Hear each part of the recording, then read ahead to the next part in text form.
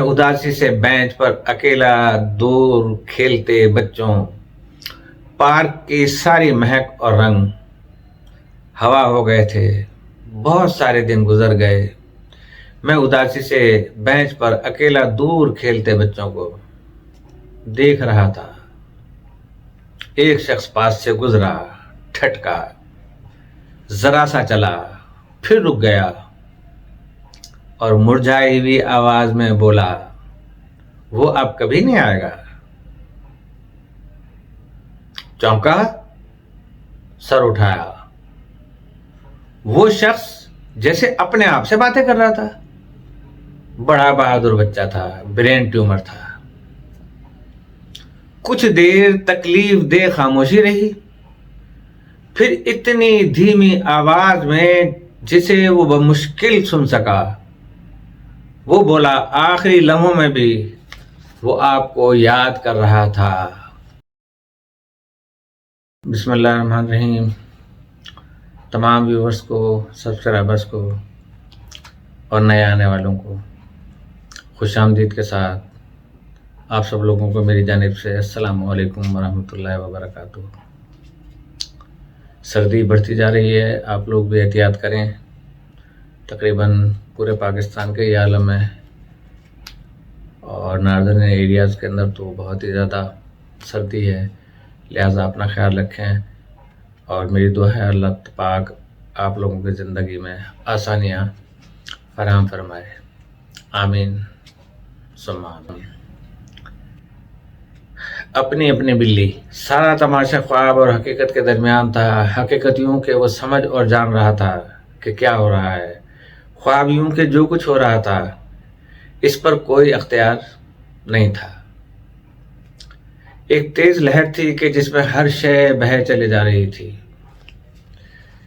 ये भी अपने मुल्क का सताया हुआ दया गैर में आ फंसा था। वो तिनका था लेकिन वजूद रखता था। मुल्क छोड़कर यहाँ आना, लम्हा लम्हा सब कुछ सामने था। वीज़े से टिकट लेने और जहाज़ में बैठने तक का सारा अमल बैक वक्त अख्तियारी और अदम अख्तियारी था। वो चाहने और ना चाहने के दरमियान आसमान से बातें करती बिल्डिंगों के इसी जंगल में आन पहुंचा था। मजबूरी थी या ख्वाहिश, कुछ फैसला ना हो पाता। सुबह नाश्ते से रात को सोने तक जो कुछ होता इसमें शामिल तो था, लेकिन सिर्फ जाहिरी तौर पर। अंदर के सन्नाटों में, नीम तारीक रास्तों पर कुछ मुसलसल टूट फूट रहा था। बेटा रोज सुबह नाश्ते पर पूछता, खुश तो हैं, कैसी शानदार जगह है। इसका सर हिलता लेकिन अंदर कुछ टूटने लगता। आसमान को छूती इमारतें, सड़कों पर तेज दौड़ती शोर मचाती गाड़ियां और लोगों का इज़्दिहाम, वो भी अकेला और सूना सूना सा था। शॉपिंग मॉलों में कंधे से कंधा छूते हुजूम इसे अपना आप तन्हा और अजनबी लगता। बहू रोज शाम को बच्चों को पार्क में ले जाती थी। कहने लगी, आप भी हमारे साथ चलें। ताज़ा फजा में इंसान हल्का फुल्का हो जाता है। अपने शहर में तो हर तरफ ताजगी थी। खुली फजा, हल्का फुल्का होने के लिए कहीं जाना नहीं पड़ता था। लेकिन यहाँ की चकाचौंध, हाउ हू और हंगामों में शायद इसकी ज़रूरत थी।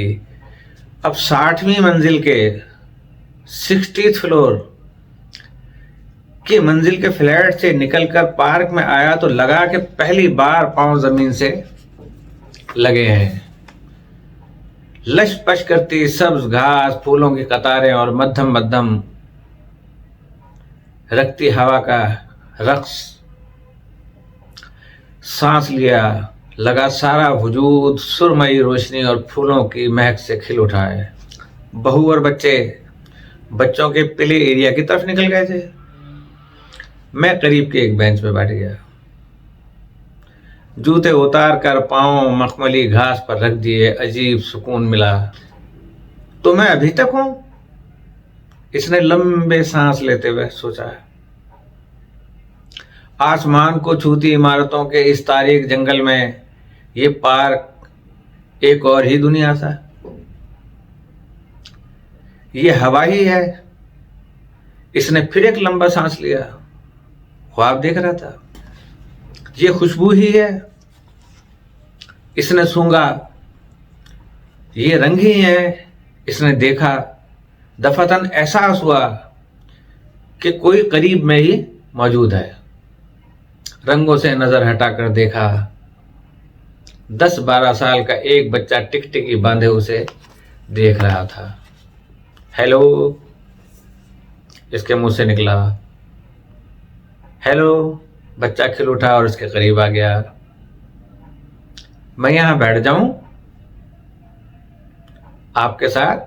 बड़ी शिस्ता अंग्रेजी में बोला। क्यों नहीं? वो एक तरफ हो गया। मेरा नाम साद है। और आपका? मैं खामोश हो गया। फिर इसे एहसास हुआ इसका तो कोई नाम ही नहीं। अपना नाम तो वो दूर कहीं छोड़ आया था। यहां तो वो एक बेनाम शख्स था। नाम तो शनाख्त होती है, इसने धीमे लहजे में कहा, और यहां मेरी कोई शनाख्त नहीं है। साथ को इसकी बात समझ में नहीं आई, लेकिन इसने अपना सवाल दोहराया नहीं। कुछ देर एक अजब भारी खामोशी चौकड़ी मारकर इनके दरमियान में आके बैठ गई। दोनों एक दूसरे को देखते रहे। फिर इसने पूछा, पढ़ते हो? साद के चेहरे पे रोशनी सी खुलिट हुई। 7वीं में। 7th। गुड। मुझे कभी डांट नहीं पड़ी। साद के चेहरे पर फूल महक रहे थे।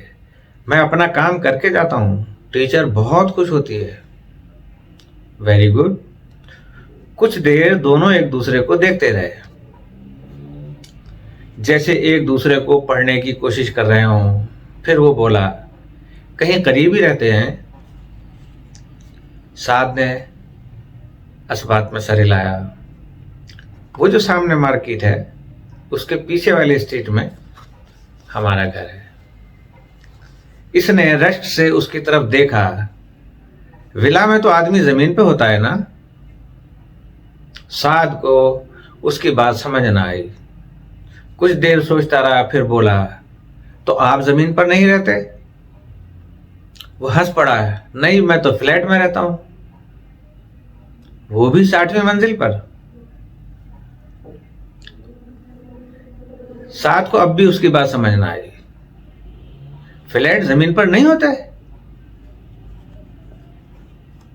होते हैं और नहीं भी होते हैं, उसने जैसे अपने आप से कहा।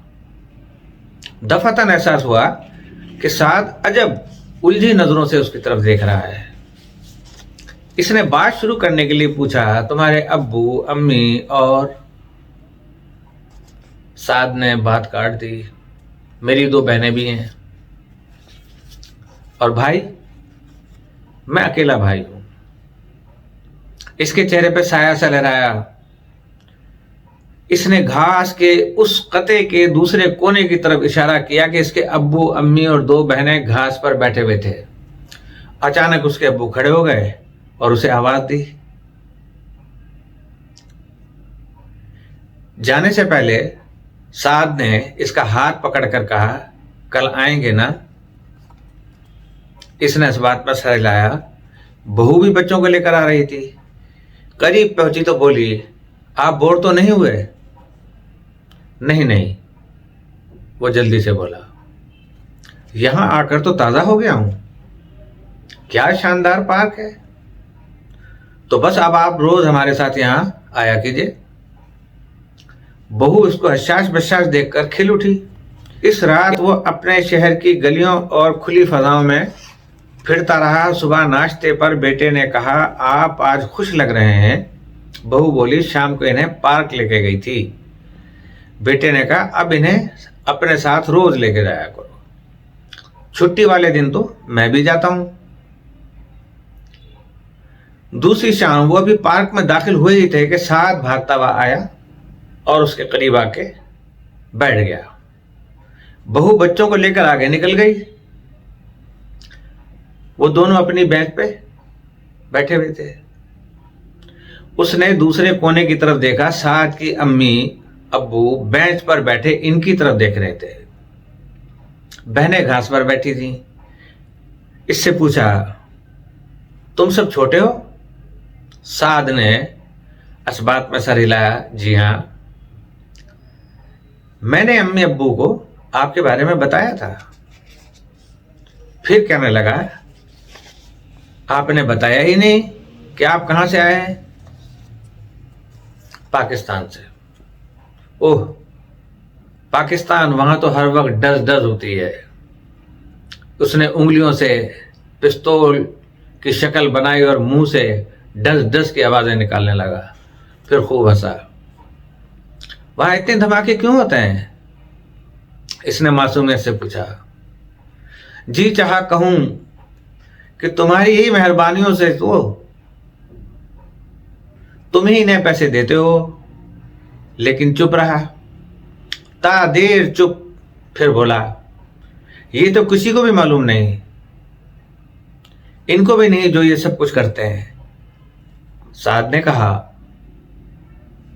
अब आप वापस न जाएं। कहने लगा, मेरा बेटा भी यही कहता, लेकिन यहां मेरा दिल नहीं लगता। साद ने इसके दोनों हाथ पकड़ लिए। हम दोस्त रोज मिलेंगे तो आपका दिल लग जाएगा। लगा जैसे अंदर से कोई बंद कली दफतन खिल उठी हो। खाना खाते हुए बेटे ने बीवी से कहा, लगता है अब्बू का दिल लग गया है। बहू ने कहा कि सारा दिन बंद फ्लैट में टीवी देख देख कर उकता जाते थे, अब जरा पार्क में जाते हैं तो हल्के फुल्के हो जाते हैं। और हाँ, उन्होंने वहां अपना एक दोस्त भी बना लिया है। वो कौन है? बेटे ने बड़े तजस्सुस से पूछा। एक बच्चा है, पोता बोला। ये उसके साथ गप्पे लगाते हैं। सब हंसने लगे। बेटे ने पूछा, आपकी तबीयत तो ठीक है? इसने कहा, ठीक हूं, नींद पूरी नहीं हुई। बहू बोली, तो नाश्ता करके आराम कर लें, सारा दिन सोते जागते में गुजारा। शाम को बहू बच्चे पार्क जाने लगे तो उसने कहा, तुम लोग जाओ, मैं घर में ही रहूंगा। सन्नाटे की बर्फ थोड़ी थोड़ी पिघलने लगी थी। सुबह नाश्ते के बाद ऊँघना, टीवी देखना, फिर ऊँघना, इस सोने जागने के दरमियान शाम हो जाती। साद अपनी उम्र से ज्यादा की बातें करता। ये सब क्या है? मुझे कभी कभी लगता है कि हर शय आहिस्ता आहिस्ता टूट रही है। उदासा हो जाता। ऐसे में इसके चेहरे की पीलाहट नुमाया हो जाती। एक शाम कहने लगा कि कल मैं नहीं आऊंगा। क्यों? वो चौंका। डॉक्टर के पास जाना है। किस लिए? मेरे सर में दर्द रहता है, कल से दर्द बहुत हो गया है। इसने पहली बार गौर से उसकी तरफ देखा। इसके चेहरे पर अजियत के आसार नुमाया थे। साद खड़ा हो गया, हाथ बढ़ाते हुए बोला, अल्लाह हाफिज। फिर वो दौड़ता हुआ बाग के दूसरे कोने में बैठे अपने घराने की तरफ चला गया। बहू बच्चों को लेकर आ गई थी। गेट की तरफ जाते हुए वो मुड़ मुड़ कर उनकी तरफ देखता रहा। गेट से निकलते हुए उसे लगा के साथ हाथ हिला हिला कर बाय बाय कर रहा है। इसने भी हाथ उठाया। वो रात अजब परेशानी में गुजरी। नाश्ता करने को भी जी ना चाहा। टीवी में भी मजा ना आया। रात करवटें लेते गुजरी। अगला दिन भी बेचैन बेचैन सा रहा। शाम हुई तो वो बच्चों से पहले पार्क जाने के लिए तैयार हुआ बैठा था। बेंच पर साथ वाली जगह खाली थी। साद और इसका खानदान नजर ना आया। दिल में तरह तरह के वसवसे और खदशात सर उठाने लगे, शायद कल आ जाए। इसने पूछा, कल तो आ ही जाएगा। कल, परसों, तरसों, कई दिन गुजर गए। साद और इसका खानदान पार्क में ना आया। सारा दिन शाम का इंतजार करते गुजरता। बड़े इश्तियाक से लपक कर पार्क में दाखिल होता और मुरझाया हुआ वहां से निकलता। पार्क की सारी महक और रंग हवा हो गए थे। बहुत सारे दिन गुजर गए। मैं उदासी से बेंच पर अकेला दूर खेलते बच्चों, पार्क की सारी महक और रंग हवा हो गए थे। बहुत सारे दिन गुजर गए। मैं उदासी से बेंच पर अकेला दूर खेलते बच्चों को देख रहा था। एक शख्स पास से गुजरा, ठटका, जरा सा चला, फिर रुक गया और मुरझाई हुई आवाज में बोला, वो अब कभी नहीं आएगा। चौंका, सर उठाया। वो शख्स जैसे अपने आप से बातें कर रहा था। बड़ा बहादुर बच्चा था, ब्रेन ट्यूमर था। कुछ देर तकलीफ दे खामोशी रही, फिर इतनी धीमी आवाज में जिसे वो बमुश्किल सुन सका, वो बोला, आखिरी लम्हों में भी वो आपको याद कर रहा था। सारा पार्क पलक झपकने में उलट पलट हो गया। मालूम नहीं बहू बच्चे कब आए और उसे साथ लेकर फ्लैट पर आ गए। उस रात नीम सोते नीम जागते उसने देखा कि खौफनाक बिल्ली साथ के इर्द गिर्द घूम रही है। वो इससे बचने के लिए इधर उधर हो रहा है, लेकिन बिल्ली का घेरा तंग हो रहा है। साद आंखें खोल लेता है और बिल्ली लम्हा भर उसे देखती है और जस्त लगाकर, दैट्स इनफ। उस दिन इसे अपना शहर बहुत याद आया, बार बार याद आया। गंदी गलियां, धूल में अटे बाजार, पसीना बहते लोग, पंखों और बिजली के बल्बों को देखती पथराई आंखें, यहाँ की चकाचौंध, ग्लैमर। पता ना चला कि वो कब फ्लैट से निकला और लिफ्ट से होता हुआ नीचे आ गया। बगैर किसी इरादे के चल पड़ा, चलता ही रहा, चलता ही रहा। रात गहरी हो गई। भूख और प्यास से अतड़ियां सूखने लगी। जबान बाहर निकल आई। पता ही न चला कि वो कैसे गिरा। बस ये एहसास हुआ कि किसी चीज से नीम टेक लगाए जमीन पर पड़ा है। नीम खुली आंखों से बिल्ली को देखा। नीम टेक क्या था कि आधा जिस्म पे टेक लगी हुई थी और आधा जिस्म बगैर टेक क्या था कि जैसे एक फुटपाथ पे बंदा लेटा हुआ है, आधा फुटपाथ पे और आधा जो है ना फुटपाथ से बाहर लटका हुआ है। तो नीम खुली आंखों से बिल्ली को देखा जो इसके गिरदा गिर्द चक्कर लगा रही थी और उसकी हुर्राहट में सांप की सी फुनकार थी। आंखें बंद करने से पहले आखिरी बार एक आंख जरा सी खोलकर, बड़ी मुश्किल से खोलकर देखा। बिल्ली ने जस्त फड़ ली। That is the end of the news. और वो भी साथ के पास चले गए। कैसी लगी आपको स्टोरी?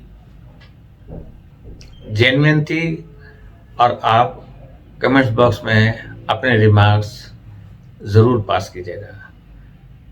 अल्लाह पाक आप सबकी जान और माल और इज़्ज़त और आबरू और ईमान की हिफाजत फरमाए और सेहत कामिल और आजला बाबरकत तूल उम्र अता फरमाए। इसी के साथ अस्सलामु अलैकुम वरहमतुल्लाहि वबरकातुहू।